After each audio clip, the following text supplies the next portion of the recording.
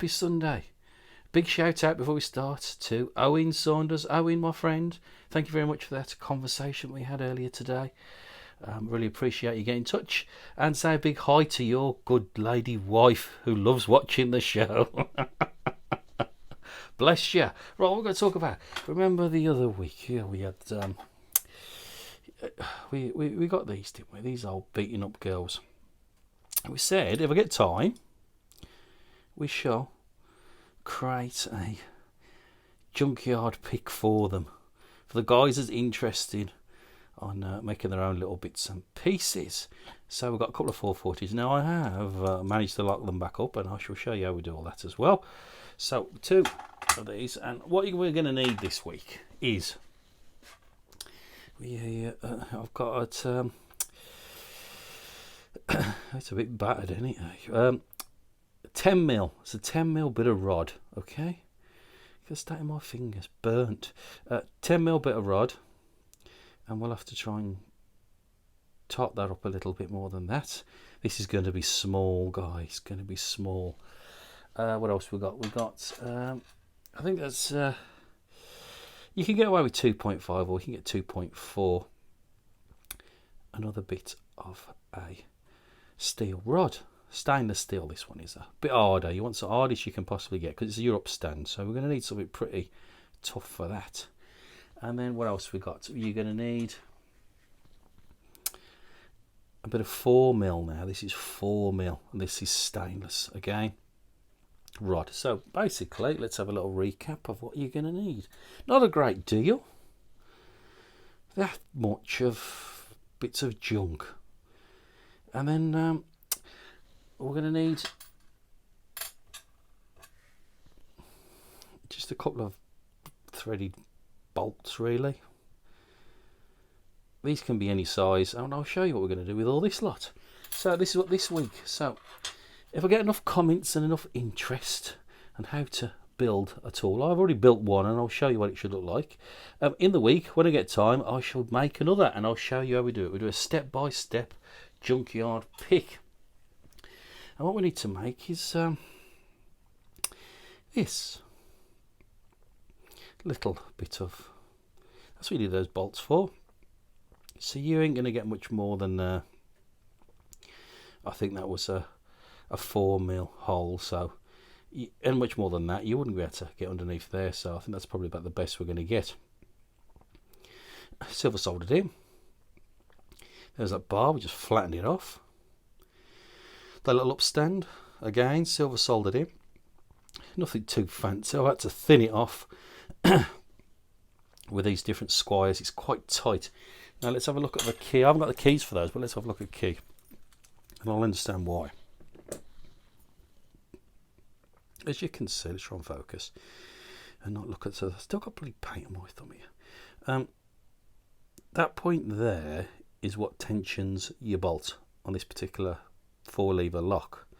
It's the same sort of key design as a Squire, just it's off a different style of lock, old English style 4-lever.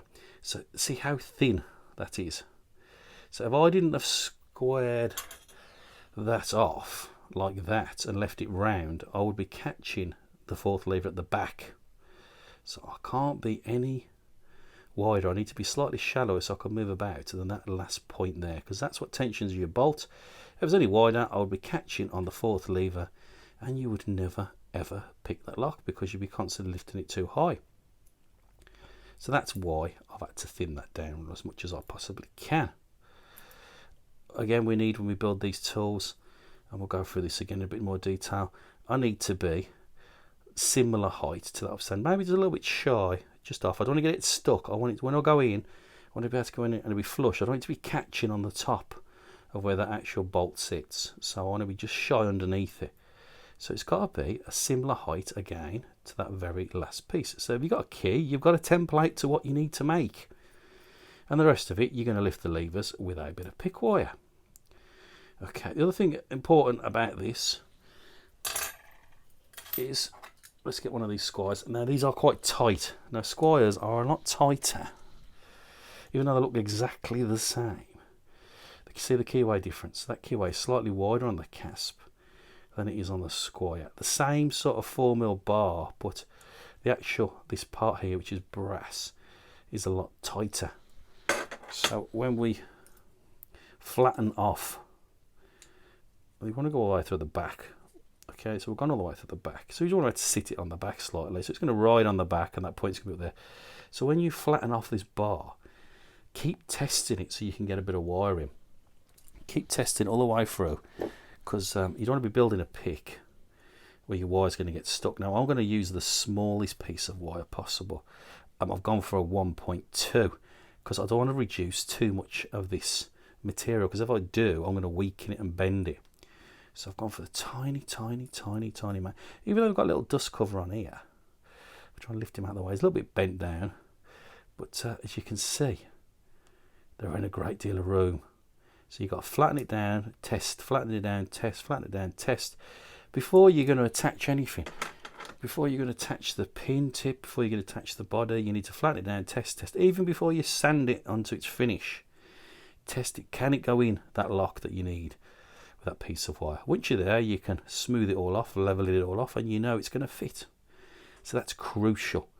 That short depth of what you're going to take this down to flatten it off, and that upstand to mirror the actual key that's going to bind with the back of that bolt on that particular padlock. Right, so enough people. Leave comments below. I shall turn this and I shall show you. It takes me a whole day to make these tools for you guys, so I want to make sure I've got enough interest. I shall turn all these bits and pieces slowly into something like that, so you get a little bit of an idea of how to make one of these real basic sort of tool. You can use different materials. You can use a wider piece bar, especially at the back. I'd stick to 4mm for the actual part that wire's going to run along, because it's nice and flush in that keyway. You just need to flatten it off. But the more you take off, the thinner it becomes, the more delicate it becomes. So, well, let's enough waffle. So again, leave your comment below if you're interested in the video, and I shall create one for you.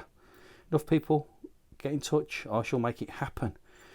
Right, and for this week's prize draws, guys, so my supporters, thank you very much. And without people like Owen and Midnight and so many others out there, this video would not be possible. So for my supporters, it's these two 440s, this pick and the pick wire to pick it is going to be this week's prize draw. It's my way of saying thank you guys for helping us create these videos and sharing this information and knowledge. Remember guys, above all else, keep everything legal. Right, what we're going to do now is well, enough waffle, and we'll get over to that vise, and we'll see if we can pop these buggers open, and I'll show you how to lock them back up again the easy way. I'll see you in a mo. Okay, let's give it a crack. Right, they ain't difficult. They're a bit of fun, ain't they? Bit of fun. So I've got to watch this bloody dust covers bent downwards. So that's going to be a bit of a pain, but we get the tool all the way. We've got to make sure we get to a good angle and we can get hold of that bolt. So I assure you, she's all locked up. Right, we're moving to the vise. It's all locked up. I've just got enough with this 1.2 wire. I think I've just got enough to try and shy it round there. Let's have a look. She's a bit tight.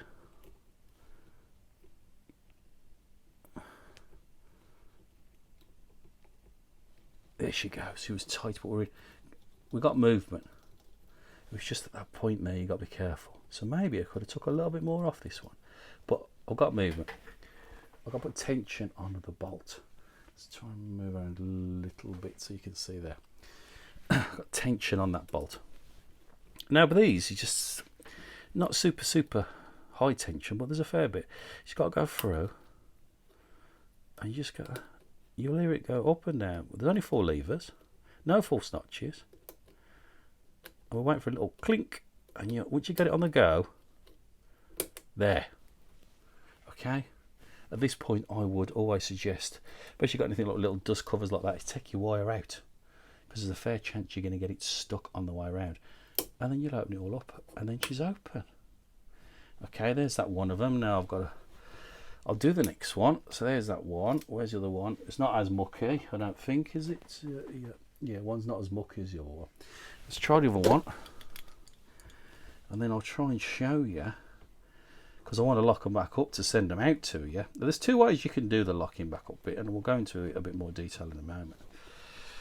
Right, this one's not so bad. That little dust thing's not as bent as much. Okay, we're sitting at the back.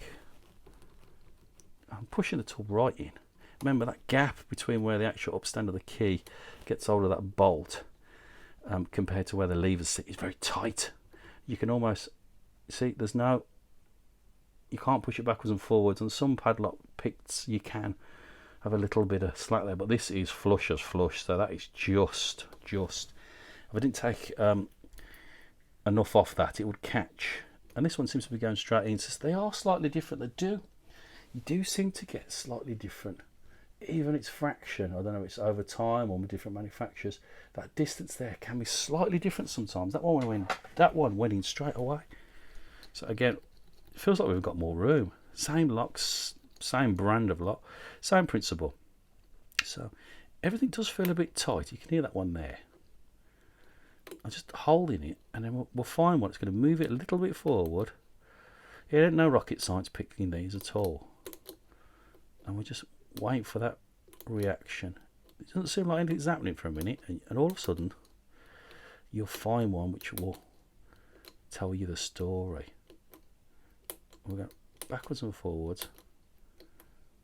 There, that one there. Okay, take my wire out. Hear the click? She's all the way around. She's open. Now, two ways you can get this to lock back up. It is a bit tricky, but sometimes you're going to need a shorter wire. You've got to try and get in there. I'll see if I can get all the way. Well, can it get all the way around? Sometimes you can. It's a bit of a faff. This one needs to be, I think I need a slightly shorter wire for me to do this. So basically the principle of this is to get your wire all the way in there. Okay, so it's facing that way, and then you're going to be picking it by putting anti-clockwise tension on. Well, this wire is just a tad too long going in this direction with that dust cover. It's making it really difficult. I mean, I'm getting close. There you go. It was a took of a bit of a, it's really, really tight. So I'm not really getting much movement because I'm too far that way on, really. So you're going to real struggle trying to get the lift of that lever. We might be able to get it. There's a bit of a faff way doing it this way around. And we're trying to pick it locked. There is an easier way though. There you go. That'll be in that locked position. Okay, the shackle's not dropped, but it's definitely back in the locked position. So we'll pick it open again, and I'll show you the other method, which I find is a little bit easier. So we need to unlock it. Same sort of principle. You do get tiny little movements forward. It is tight though, and you wait for that one clunk. It's just going to line everything up. There, okay. So again, take my wire out. Click. That bolts are on the way back. Now what I need to do is change the camera angles, because what we're going to do is we're going to get this 1.2. This is going to be slightly too flimsy. So if we go up to about a 1.4 or a 1.6, what I'm going to show you to do is, what we're going to do is, in here, if you go down underneath the levers, there's a little bar, you get past the bar, go underneath the levers, hook up, and then pull the levers up as you put tension on that bolt. So you're in and you're lifting the levers underneath that bar up as you will be picking it, but you've not got the faff of getting all your wire stuck. And then you can throw the bolt back and get it in at the unlocked position. So I'll try and do my best. We'll get up the camera angles and my arm out of the way. There's a bit of a faff. We've got to try and get underneath these levers.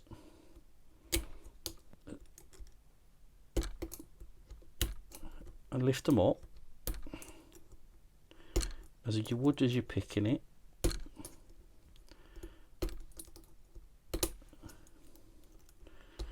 A little bit of movement then. Try and get that one more there. It's a bit of an angle to get at. Double movement then.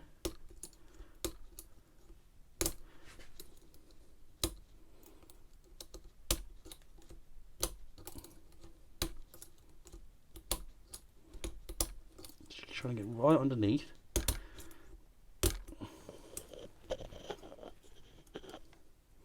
There's a bar in your way, so it's a bit of a pig. But once you figure it out,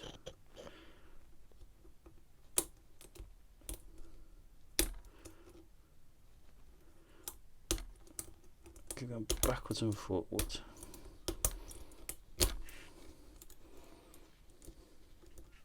There's a first one, second, third.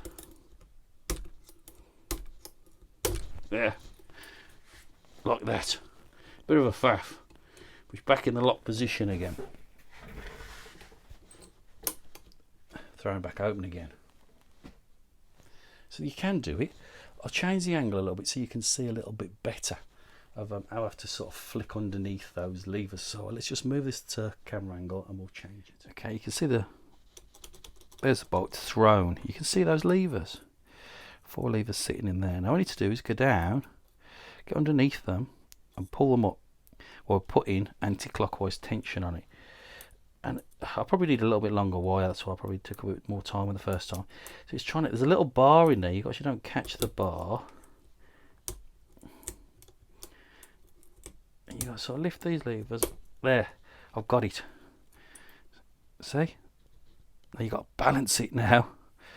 You can do it really quickly. You got to make sure you just hold back a little bit, just so it can. And there you go. Now listen for the click. It's all locked up.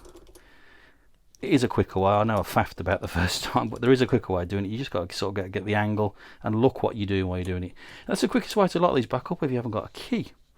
Alright guys, so I hope that helped. Appreciate your support and your watching. Thank you again for your comments. And remember, if you're interested in making that tool, leave a comment below, and then we'll give it a go, and we'll go through the step by step of how we're going to put one of these together the best I can, so you can sort of understand the actual practical points of this tool and how it all works. And remember guys, if you don't want to faff about and you do want to get into padlock picking, I do make an absolutely beautiful